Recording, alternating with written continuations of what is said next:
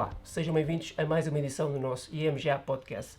Como já é habitual nesta altura do ano, a nossa equipa de investimentos prepara o nosso outlook para 2024 e é sobre isso que vamos falar aqui e convidei para tal a nossa equipa de investimentos, nomeadamente, começando aqui pelo meu lado direito, Ana Luísa Aguiar, gestora do nosso departamento de obrigações.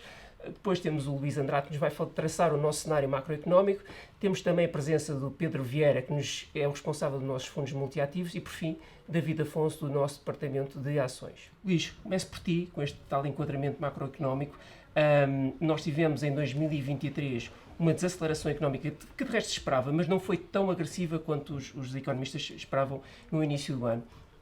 Para 2024, continuamos a esperar essa desaceleração económica e uma pergunta é, será que os economistas estão novamente a ver este copo meio vazio e poderemos ter surpresas positivas em 2024? Olá, Rui. Efetivamente, a economia mundial registrou um desempenho económico mais favorável em 2023 do que o esperado, sendo que deixa-me ainda assim sublinhar o facto de as economias desenvolvidas terem confirmado a tese de desaceleração da atividade económica ao longo do ano de 2023. A principal exceção foi a dinâmica económica nos Estados Unidos e, na minha opinião, muito fruto de uma combinação de fatores que dificilmente será replicável em 2024. Aqui falamos, por exemplo, da queda dos preços das matérias-primas, do contributo da política orçamental, do desempenho bastante sólido do consumo privado, algo assente no crédito ao consumo e também na herança das poupanças sedentárias durante o período pandémico. E depois temos um fator que eu acho que provavelmente suplanta todos os outros que acabei de comentar, que é a capacidade que as empresas e as famílias tiveram de estender a maturidade da sua dívida a taxas de juros bastante baixas, e isso permitiu mitigar e até adiar o impacto da subida das taxas de juros do mercado na sua função no dia-a-dia. Portanto, tudo isto, e uma forma mais pomposa de dizer isto, é que o mecanismo de transmissão da política monetária para a economia real foi mais lento do que o esperado. Focando as atenções no exercício que nos traz aqui hoje, comparativamente a 2023, eu diria que neste momento o consenso dos analistas está, em primeiro lugar, me parece menos pessimista, e em segundo lugar, parece-me que há mais dispersão nas opiniões e, portanto, logo à partida dificulta a probabilidade e reduz a probabilidade de ocorrência de surpresas significativas ao longo de 2024. Focando precisamente nesse consenso dos analistas, a projeção é de um crescimento relativamente modesto da economia mundial, pouco acima de 2,5%, o que historicamente é abaixo da trajetória média. Temos, em termos de grandes blocos, as economias emergentes ainda a fazer relativamente bem, provavelmente ainda com algum espaço para acelerar marginalmente face ao ano 2023. As economias desenvolvidas, essas estarão numa situação mais periclitante, com uma desaceleração mais acentuada. Ainda assim, em termos relativos, os Estados Unidos ainda a fazer relativamente bem, com um desempenho relativo comparativamente aos demais ainda superior, mas esse crescimento será pouco acima de 1%, portanto claramente abaixo do PIB potencial dessa economia e, portanto, pouco impressionante, digamos assim. Relativamente à situação na Europa, Reino Unido e área do euro, projeta-se uma extensão desta fragilidade que temos enfrentado no último ano e meio e, portanto, algo muito próximo de uma estagnação económica e com riscos ainda, de alguma forma, no downside. Olhando para a minha opinião pessoal, considero que a trajetória no próximo ano será, em termos agregados, claramente descendente, sendo que, comparativamente àquilo que acabei de comentar, vejo alguns riscos acrescidos no downside, ou seja, riscos de um desenvolvimento um pouco mais negativo, com, inclusive, espaço potencial para a ocorrência de recessões nas economias desenvolvidas, incluindo nos Estados Unidos, sendo que, para ser totalmente claro, nós consideramos que, na eventualidade de ocorrerem recessões nas economias desenvolvidas, vemos espaço para a ocorrência de recessões relativamente curtas no tempo e de proporção relativamente modesta comparativamente à história. Qualquer cenário de projeção económica fica incompleto e é pouco prudente se não incluirmos cenários alternativos, e nesse âmbito, e face à incerteza em que vivemos, é relativamente fácil identificar riscos positivos e negativos, sendo que, na minha opinião, nas últimas semanas, face à queda acentuada da inflação e também à retórica mais branda dos bancos centrais, parece-me que os riscos estão um bocadinho mais enviesados para a história positiva. E, portanto, nesse âmbito, eu diria que há o risco, ou a possibilidade de os desenvolvimentos económicos serem marginalmente mais favoráveis do que os que são subjacentes no nosso cenário central. Sim, falavas há pouco da inflação e isso foi um tema central novamente em 2023. Um recuo muito acentuado, até maior do que previsto. Isso condiciona, obviamente, a atuação dos bancos centrais. Apesar deste recuo, a inflação continua acima do objetivo principal dos bancos centrais. Dito isto, estamos acima desses objetivos, mas esperamos que o pico de taxa de juros das taxas diretoras já tenha sido atingido. Porquê? sem dúvida que a inflação vai continuar e será o elemento principal a ter em equação em qualquer exercício de projeção económica para 2024. E, portanto, depois de em 2023 teremos assistido a uma queda, como dizias, muito acentuada da inflação, e isto foi muito fruto da queda dos preços nas componentes de bens, com alguma evolução também favorável nas rubricas de serviços, embora ainda haja um longo caminho a percorrer nessa vertente. A questão, como dizes bem, é que a inflação continua, em termos homólogos, ainda bem acima ou algo acima do objetivo dos bancos centrais. A questão é que quando olhamos para métricas alternativas e análises um pouco diferenciadas, por exemplo, variações mensais das leituras de inflação, olhamos para a trajetória setorial, aquilo que vemos é uma evolução mais favorável e, inclusive, já níveis relativamente consistentes com o objetivo dos bancos centrais. Portanto, aqui, e caso tenhamos uma continuidade desta trajetória nos próximos tempos, provavelmente teremos uma continuidade deste processo de desinflação ao longo do ano de 2024, o que cria claramente condições para a dinâmica e a situação e a interpretação dos bancos centrais ser mais favorável. E é precisamente a combinação de queda relevante da inflação em termos homólogos, as leituras mais recentes, mais brandas da inflação, em combinação com as perspectivas de abrandamento da dinâmica económica, que nos leva a concluir que, muito certamente, o ciclo de política monetária já terminou e, portanto, como eu dizia, precisamente essas leituras favoráveis da inflação no passado recente, caso se perpetuem, se mantenham, claramente criam espaço para os bancos centrais cortarem as taxas diretoras em alguma proporção no próximo ano, sendo que essa proporção e o seu timing serão certamente alvo de muita especulação por parte dos investidores ao longo do ano de 2024. E com muita discussão pelo meio. Ana, mudando para a taxa de juros, foi um ano, eu diria, muito atípico pelo nível de volatilidade. Quem olha para o final de 2023 e o final de 2024, na verdade, nem sequer percebe a volatilidade que tivemos pelo meio, portanto, com uma subida muito acentuada de taxas de juros e no final do ano um recuo também muito acentuado. O que é que esperamos para 2024? O mesmo, a continuação deste nível de volatilidade ou não? Bom, o mercado consegue ser muito rápido e muito agressivo quando tenta antecipar alterações de paradigma ou quando se vê confrontado com situações inesperadas. Portanto, sim, poderemos ter novamente um cenário de volatilidade em 2024, se estivermos perante, por exemplo, um ressurgimento da inflação ou novas tensões no Médio Oriente com impacto nos preços do petróleo, não esquecendo nunca que teremos eleições americanas no final de 2024. Portanto, tudo isto é imprevisível e tudo isto cria volatilidade. No entanto, o nosso cenário central é que, de facto, a inflação continua a sua trajetória descendente para níveis próximos dos 2%, que é, aliás, o target defendido pelos principais bancos centrais, nomeadamente a Reserva Federal Americana e o Banco Central Europeu, e, portanto, neste sentido, esses bancos centrais terão que fazer ajustamento à sua política monetária, revendo em baixa as taxas de juros de referência. Este ajuste será, no entanto, em menor magnitude face àquilo que foi a subida verificada em 2022 e 2023 e, portanto, os níveis de taxas de juros permanecerão altos e em território suficientemente restritivo para impor aqui algum abrandamento da economia global. Neste momento, o mercado está a descontar quedas de taxas de juros de referência de cerca de 1,5%, algo que nós achamos um pouco excessivo para a economia europeia, mas não é impossível para a economia americana, e como tal, em 2024, mesmo que tenhamos aqui movimentos de taxas de juros de mercado de grande amplitude, é a nossa convicção que o ciclo de subidas de taxas, por um lado, já terminou, e por outro lado, iremos terminar o ano de 2024 com níveis de taxas de juros de mercado próximos dos níveis atuais. Ana, mudando para o segmento de crédito, tivemos um ano muito positivo em 2023, até mais positivo do que a generalidade dos investidores antecipava, mas para 2024 continuamos a estar bastante otimistas. Porquê as razões deste otimismo? Sim, verdade, foi. De facto, 2023 foi um ano que surpreendeu, quer do ponto de vista de crescimento, em que se esperava que fosse mais anémico, quer do ponto de vista das empresas que conseguiram passar para o consumidor final a inflação e com isso conseguiram proteger as suas margens e os seus resultados. Em 2024 achamos que as coisas não vão correr assim tão bem, ainda assim, tendo em conta o nível atual de taxas e o nível atual de spreads, achamos que a classe vai devolver retornos positivos. Claro que num cenário de recessão, isso terá sempre impacto nas métricas de crédito das empresas e as margens vão acabar por comprimir, embora talvez menos na Europa, onde vemos ainda um consumo e uma pressão salarial ainda bastante suportadas. A magnitude desta recessão irá, obviamente, determinar a magnitude destes efeitos, nomeadamente também no que diz respeito às taxas de default, e no que respeita a este segmento da yield, achamos que as empresas não vão estar melhores em 2024. Já as empresas de investment grade, que também irão sofrer com a retração económica, ainda assim têm todo um balanço, uma robustez para lidar com esta parte mais baixa do ciclo económico.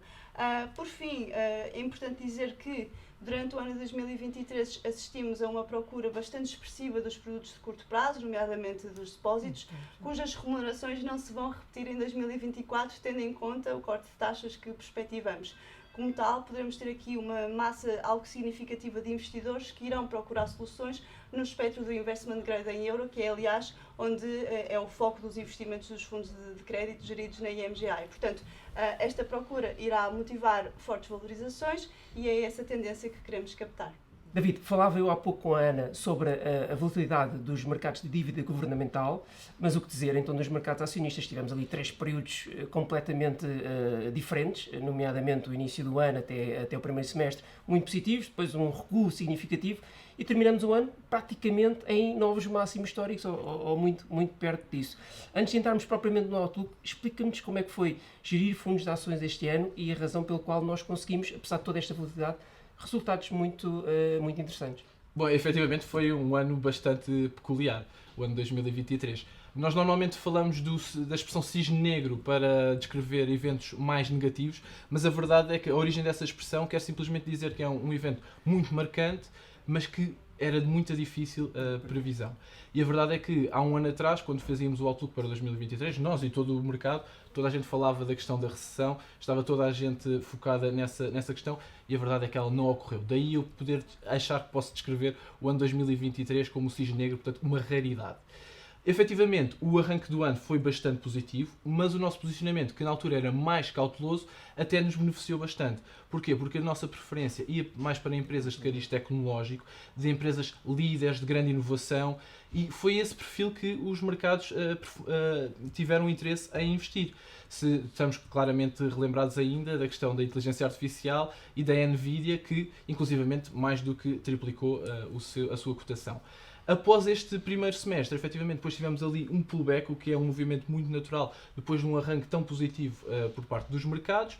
E agora sim, mais recentemente, já vimos aqui alguma reversão nessa tendência, já que é basicamente a generalidade do mercado que está a fazer os índices andarem. O que é que isto quer dizer? Quer dizer que são empresas que não são tão robustas, por exemplo, em termos de balanço, que também podem não estar tão bem em termos do seu próprio negócio, que estão a fazer bem, mas é isto que está agora a fazer este acompanhamento do mercado nas últimas semanas. David, então falávamos nós num ano extraordinário que foi 2023, o tal cisne negro, mas no sentido positivo, realmente com resultados muito interessantes nos mercados acionistas. O que é que nós podemos esperar para 2024? Repetição deste ano? Bom, nós estamos a adotar uma abordagem mais cautelosa neste arranque 2024.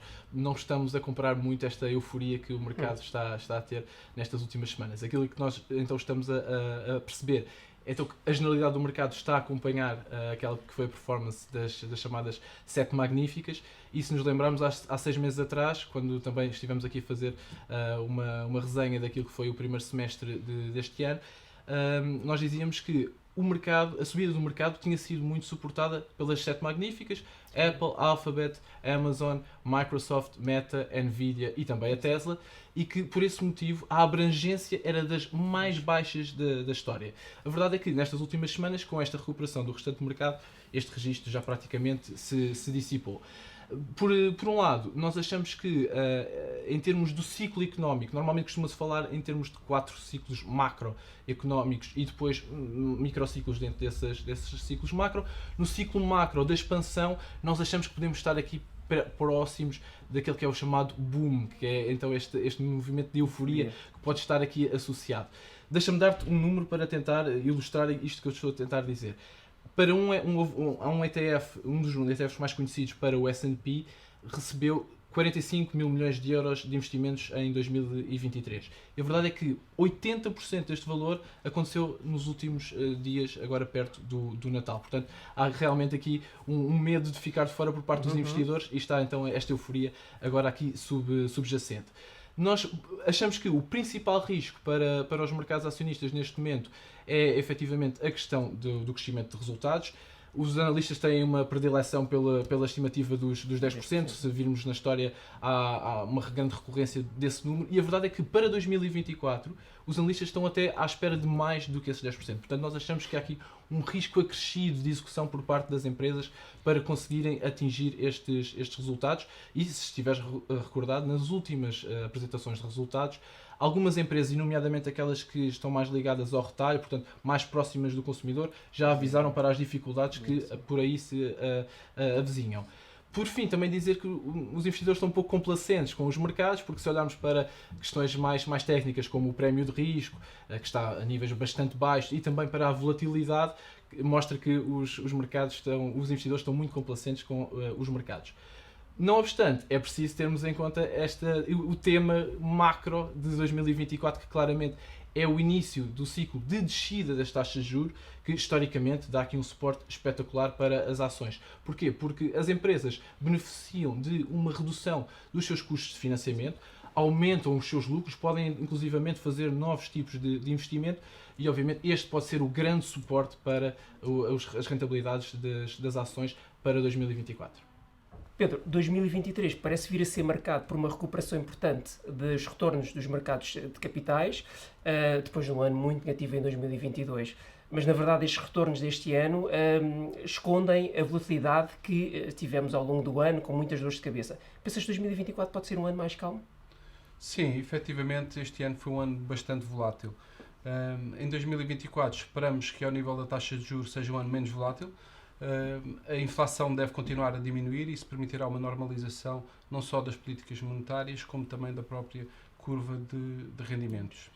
Ao nível do crédito e das ações estamos menos otimistas, portanto estamos um bocadinho mais cautelosos porque há aqui vários temas pendentes, nomeadamente o impacto que o crescimento abaixo do potencial vai ter ao nível das receitas e dos resultados das empresas, ao nível das métricas de crédito e ao nível dos incumprimentos, e depois temos ainda os temas geopolíticos com o conflito na faixa de Gaza e na Ucrânia em destaque, mas também teremos as eleições nos Estados Unidos e em Taiwan ao longo do próximo ano. Ao nível dos fundos multiativos, esperamos que haja aqui uma redução da volatilidade destes fundos, uma vez que esperamos que o efeito de diversificação se faça novamente sentir. Nos últimos anos, o foco foi inflação e comportamento dos bancos centrais, e isso levou a que a correlação entre os ativos aumentasse. Nomeadamente, quando tínhamos movimentos na taxa de juro, tínhamos movimentos também nos ativos de risco que eram muito correlacionados. Com a alteração de foco, com a ser mais balanceada no próximo ano entre o crescimento e a inflação, acreditamos que a descorrelação entre os ativos volte e que o efeito de diversificação se faça sentir novamente nos fundos multiativos. Portanto, temos 2023 com resultados bastante positivos, mas para 2024, com o contexto que tu acabaste de referir, acabamos por ter perspectivas também muito positivas. Quais pensas ser as melhores oportunidades de investimento para este próximo ano? Sim, efetivamente, para 2024 esperamos que os fundos multiativos voltem a dar retornos positivos e que estes retornos venham não só da componente de obrigações, mas também da componente acionista. Esperamos que a taxa de juros caia, e isso deve ser benéfico para a componente de dívida governamental. Por outro lado, ao nível do crédito, e embora esperemos aqui um alargamento dos spreads e um aumento dos incumprimentos, dadas as condições macroeconómicas mais desafiantes, o que nós estamos à espera é que a componente de queda de taxa de juros e de rendimento destas obrigações permita ter rentabilidades positivas ao nível do crédito. Nas ações, e embora não estejamos tão otimistas como o mercado ao nível dos crescimentos dos resultados para 2024, achamos que estes vão crescer, e depois ao nível dos múltiplos achamos que os múltiplos se podem manter estáveis nos Estados Unidos e no Japão e que até se podem expandir na Europa e nos mercados emergentes. Portanto, esperamos rentabilidades positivas, mas não tão positivas como tivemos este ano. A surpresa pode vir dos mercados emergentes, que este ano não tiveram um ano por aí além, mas que no próximo ano vão beneficiar dos cortes de taxas de juros, da estabilização do crescimento na China e do diferencial de crescimento entre as economias desenvolvidas e as economias emergentes, que deve ser cerca de 3%. Ao nível de oportunidades de investimento, a melhor oportunidade em termos de risco-retorno, que eu diria que teremos no próximo ano, será a dívida empresarial investment grade. Isto porque, embora não seja o segmento que vai ter a rentabilidade mais exuberante, o facto de ter uma volatilidade baixa faz com que o retorno por unidade de risco seja bastante interessante. Muito bem, obrigado. Muito obrigado a todos pela vossa presença aqui. Obrigado também a toda a equipa de investimentos pelo fantástico trabalho realizado em 2023. Resta-me também agradecer a confiança dos nossos investidores, sem os quais seria impossível nós atingirmos novamente a meta de 4 mil milhões de euros sob gestão que conseguimos no final deste ano. Termino desejando a todos votos de boas festas. Qualquer informação ou opinião apresentada tem efeitos meramente informativos e está sujeita a alterações sem aviso prévio. A IMGA não é responsável pelo uso feito pelos ouvintes das informações que integram o presente podcast, nem pelos prejuízos, diretos ou indiretos, que aí possam advir. Quaisquer rentabilidades divulgadas representam dados passados, não constituindo garantia de rentabilidade futura. O investimento em fundos pode implicar a perda do capital investido, caso o fundo não seja de capital garantido. Esta informação não dispensa a leitura da informação fundamental do investidor e do prospecto, disponíveis em imga.pt, cmvm.pt e nos respectivos sites dos bancos distribuidores, antes de tomar uma decisão de investimento. Para qualquer informação adicional, contacte-nos nas redes sociais em IM Gestão de Ativos ou para o número de telefone 21 120 9100, de segunda a sexta-feira, das 9 às 18.